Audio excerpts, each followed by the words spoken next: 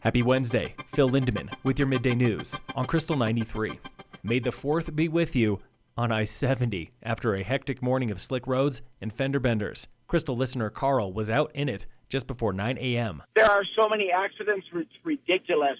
And I tried putting on brakes instead of snow tires.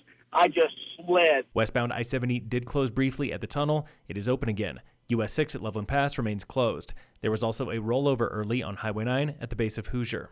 All that road drama brought a sneaky May powder day to Loveland, reporting 4 inches overnight, plus another 4 inches since sunup. A-Basin picked up at least 6 inches, Breckenridge 5 inches.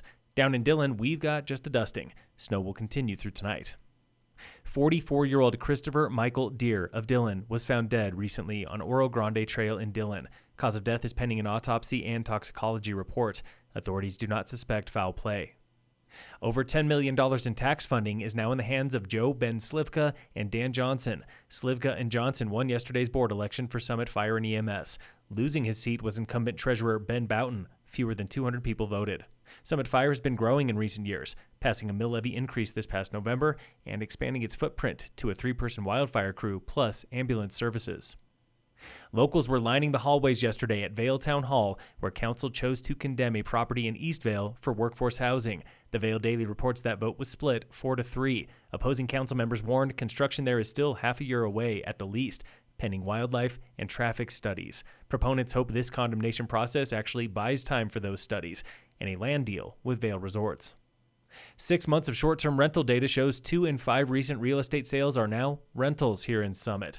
Jessica Potter with the county. Rising percentage of home sales resulting in an STR license do suggest there's continued short-term rental growth associated with real estate transactions and does show a transition of our housing stock. Potter says those changes are more apparent the closer you get to downtown Breck. Nearly all the neighborhoods that we are evaluating have over 10% short-term rentals. The upper blue averages are the highest concentration, so those average 25 to 30% short-term rentals. Another hot spot is Wilderness, where 1 in 4 homes are vacation rentals, adding 70 since November.